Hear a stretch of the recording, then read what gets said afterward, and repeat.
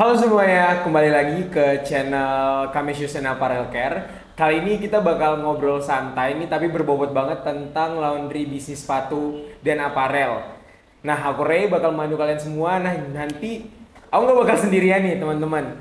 Jadi nanti akan ada salah satu guest star, yakni manajer laundry yang ada di Kame Shoes and Apparel Care. Kita kenalkan, Mbak Nisa. Halo Mbak Nisa. Aku Anissa. Gimana kabarnya Mbak Nisa? Baik sih. Baik ya. Gimana ngurusin laundry di Kame? Laundry, ngurusin yang bagian apanya nih maksudnya? Semuanya, Semuanya. karena kan Kame Laundry ini lini yang cukup besar ya dari antara banyak lini yang ada di Kame. Ya ada seneng ada susahnya sih. Ada seneng, ada yang susah. jelas hektik pastinya. Hektik ya? Iya, karena kan kita nggak cuma ada satu cabang, tapi kan kita ada sekarang 13 cabang. 13 cabang teman-teman. Ngurusin 13 cabang ya pasti teman-teman tahu lah sehektik apa. Iya, kan? benar. Nah, nanti kita bakal kulik-kulik lebih dalam nih terkait Kame Shoes and Apparel Care nih dari lini laundry ini lebih dalam lagi bersama Mbak Nisa. Jadi teman-teman stay tune ya.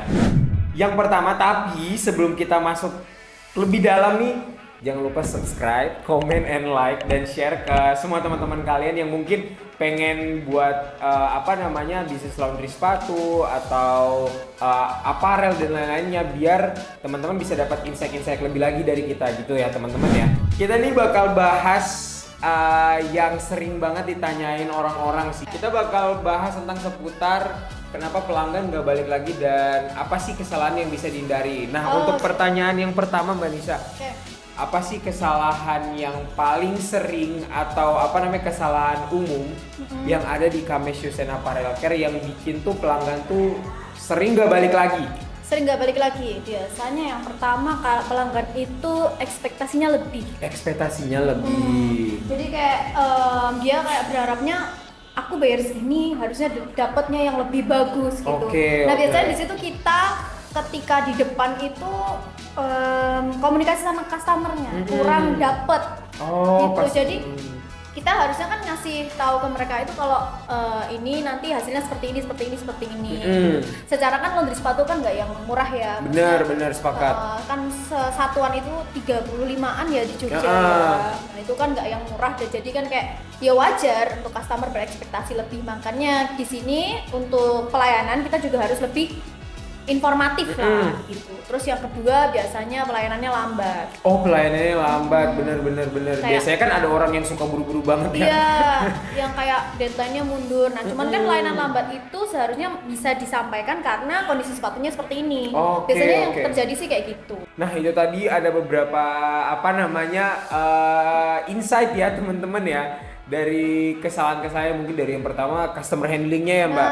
Customer handling, terus habis itu mulai dari komunikasinya gitu ya. Ekspektasi itu yang utama sih tapi iya benar ya. Jadi benar-benar kita tuh harus memenuhi ekspektasi dari customer. Nah, gimana caranya biar ekspektasinya customer nggak tinggi ya kita kasih tahu informasinya lebih detail lagi kalau tolong jangan terlalu berharap kayak gini ya Kak gitu. Karena pastinya customer ngeluarin uang segini pasti dia kayak harapannya sepatunya kayak bersih kayak semula. Nah, FYI teman-teman, kalau misalnya nyuci itu mungkin nggak bisa nggak bisa kembali seperti baru ya. Iya, itu tergantung mungkin, dari bahannya juga. Itu mungkin pemahaman yang mungkin ini ya agak miss ya. Gitu. Oke, menarik. Nah, lanjut nih Mbak. Tadi kan kita udah bahas tentang kesalahan atau permasalahannya yang sering datang nih. Nah, tapi kalau dari kami sendiri di saat permasalahan itu datang pasti ada solusinya dong. Iya dong. Pasti ada ya. Nah, kalau dari dari Mbak Nisa sendiri selaku manajer Kame Shoes and Apparel Care nih, gimana sih solusinya untuk menangani masalah-masalah mungkin yang tadi mungkin terjadi di lapangan gitu? Biasanya sih ini untuk istilahnya bikin customernya setia ke kita ya. Betul. Biasanya kita kasih loyalty untuk customer yang istilahnya sering nyuci di kita. Atau dia sering nyuci di kita dengan jumlah yang banyak. Jadi kita ada yang namanya promo quantity. Jadi promo quantity menarik. kan ada nih ada customer masuk itu 10 barang, satu customer 10 barang. Nah itu pasti dia nanya ada nggak sih diskon khusus untuk orang yang masukin 10 barang. Nah di situ kita kasih mereka kayak reward ya. Oh reward, oke. Kita kasih diskon khusus untuk pelanggan yang masukin di atas 4 pasang kayak gitu. Itu contoh satu. Yang kedua kita ada yang namanya promo member. Promo member. Nah promo member itu nggak cuma untuk customer lama aja, tapi customer baru juga bisa. Yang bakalan nanti selama dia nyuci di kita, dia bakalan dapet promo terus. Oke. Gitu. Berarti emang ternyata promo di kami ini emang banyak ya ternyata ya. Iya banyak. Ada lagi nggak sih Mbak selain dari promo untuk apa namanya menyelesaikan case-case mungkin yang terjadi di lapangan gitu? Manajemen komplain berarti ya. Oke, ya benar. Manajemen komplain. Jadi yang pertama kendala miskomunikasi. Nah miskomunikasi ini paling sering banget ya. Itu paling sering karena ya namanya manusia ya. Iya. Karena B-boy. Iya benar. Kendalanya itu kita lupa nggak infoin ke customer kalau kondisi sepatunya kayak gini. Nah tapi bisa jadi poin plus kalau kita punya bukti. Punya bukti dalam artian sepatu datang masuk, kita foto before-nya seperti ini dan after-nya seperti ini. Nah itu yang dijadikan poin utama untuk nanti kita melakukan pembelaan ke customer. Gitu.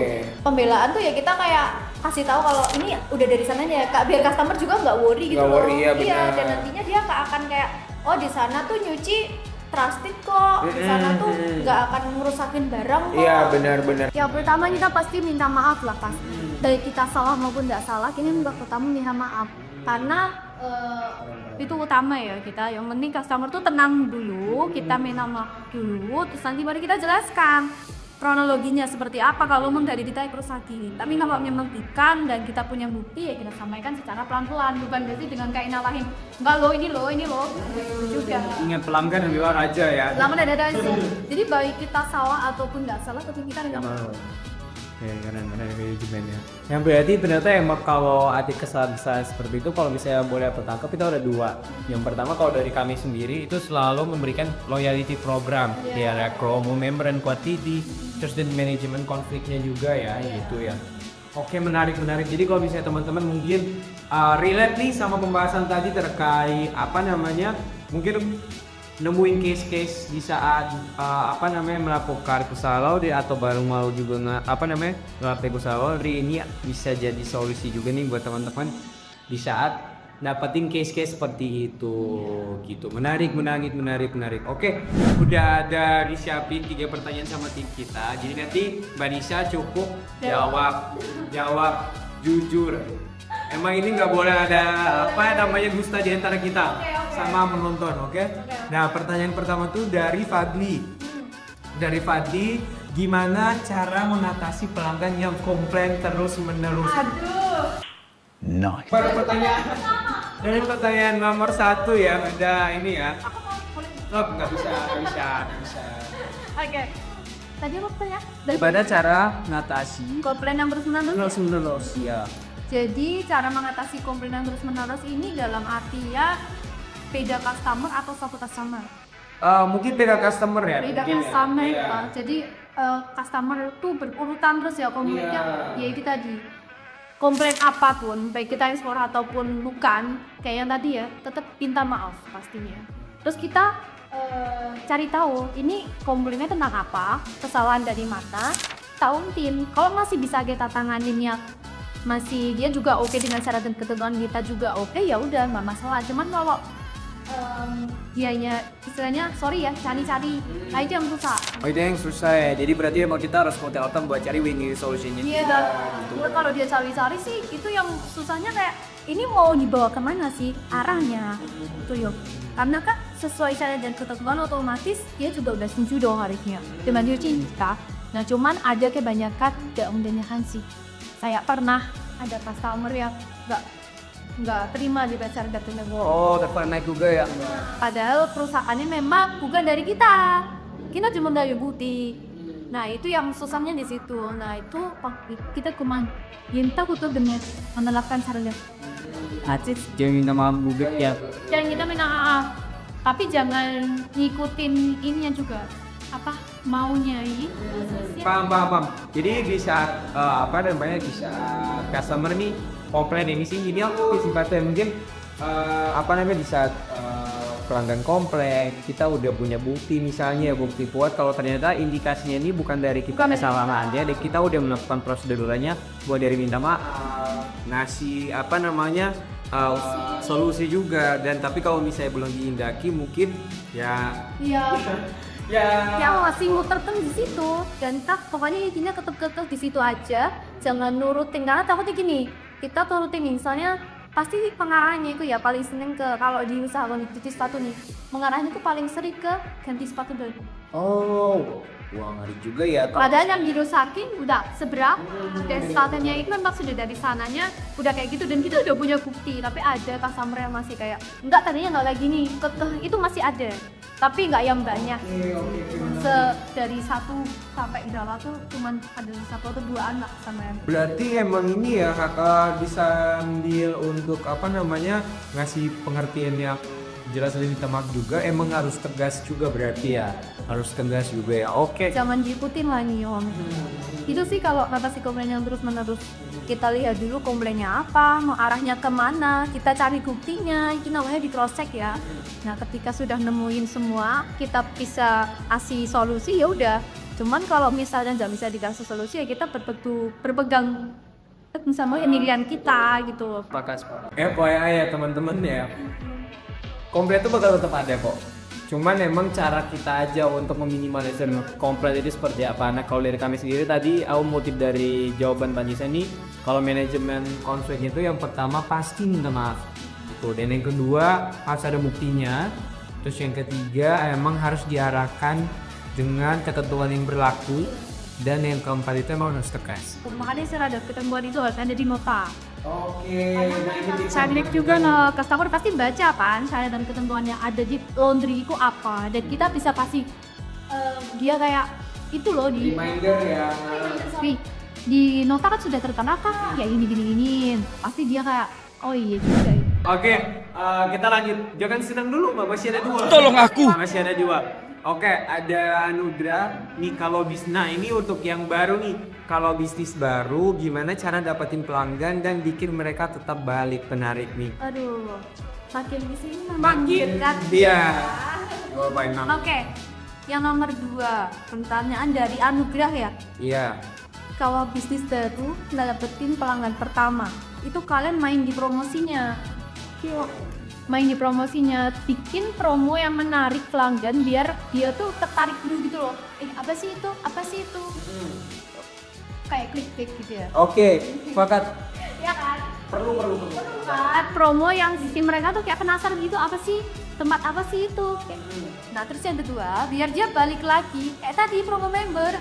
Itu wajib banget karena benar-benar worth it sih buat kita. Ya, treatment untuk orang-orang yang mungkin kayak ngerasa dispesialkan karena sering nyuci sepatu kan. Jadi ada kalau member tuh kayak ngerasa istimewa nih. Kayak contohnya cuci 1 gratis 1 itu worth banget ya. Worth banget. Kalau di kita itu works banget. Worth banget sih. Nah itu guys, jadi kalau dari kami sendiri, cara yang paling pertama itu kalau misalnya untuk pelanggan pertama kita mainin di promo. Nah biar pelanggannya balik, mereka tetap balik nih, kita usahain kualitas pelayanannya. Jadi semakin kalian naikin harga, kualitas juga harus naik dong, jangan cuma naik harga doang. Ada harga ada kualitas. Ada kualitas, otomatis customer akan ngerasa kayak oh aku bayar segini worth it juga. Nah ini dari Mario. Lebih baik fokus ke harga murah atau kualitas tinggi? Wah, ini jadi itu gimana nih? Lebih baik fokus ke harga murah atau kualitas tinggi? Kalau aku sebagai pengusaha ya kualitasnya tinggi. Kualitas tinggi. Note ya teman-teman, kalau bisa ditanya kami itu jaga yang apa paling pertama itu benar-benar kualitasnya, kita mengedepankan kualitas. Karena ketika kita kualitasnya tinggi itu pasti customer akan repeat order ke kita karena mereka terasa kayak oh jadi di sana udah pasti bersihnya, udah pasti sepatuku terawat gitu loh. Beda artian kayak oh di sana murah terus dia pulang dengan kondisi sepatu yang kurang juga ya. Iya, itu ya kalau menurutku sebagai sisi pengusaha itu kayak nggak masuk ya. Jadi emang bener-bener kualitas tuh menjadi kunci utama banget ya di kami ya. Ketika mau naikin harga ya kualitasnya dinaikin juga. Estimasinya dicepetin tapi kualitasnya tinggi. naik harga masih masuk akal. Dan apalagi emang kalau di Jogja sendiri, pasar Jogja sendiri kan emang orang-orang lagi habitnya emang suka pakai sepatu yang mahal-mahal, bagus-bagus. Jadi emang harus nemuin treatment sepatu atau cuci sepatu tuh cuci sepatu yang bagus kualitasnya ya. Seru banget obrolannya. Jadi kita udah dapat di insight terkait kendala paling umum, solusinya. Terus jadi pertanyaan-pertanyaan dari teman-teman mungkin tadi udah mewakili banget, mulai dari gimana cara yang mempertahankan customer buat Bali gitu ya. Terus habis itu gimana caranya baru mau merintis ya Mbak Tadia. Terus yang kedua juga gimana caranya menangani komplain yang terus menerus.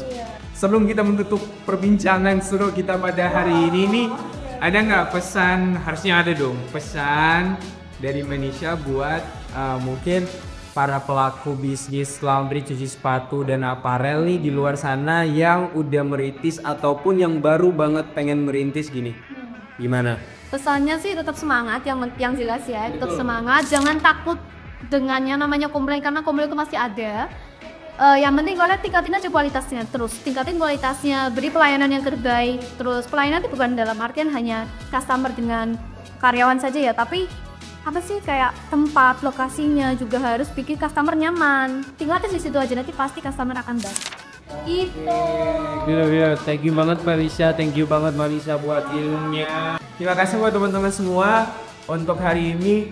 Dan jangan lupa ya teman-teman ya, ikutin terus keseruan kita di channel ini karena kita bakal ada tiap hari mungkin ya pembahasan menarik seputar bisnis cuci sepatu dan aparel ya. Jadi buat teman-teman semua jangan lupa like, comment, and subscribe karena subscribe itu gratis.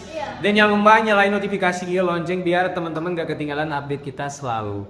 Saya Ray dan Anissa. Kita pamit undur diri. Bye bye.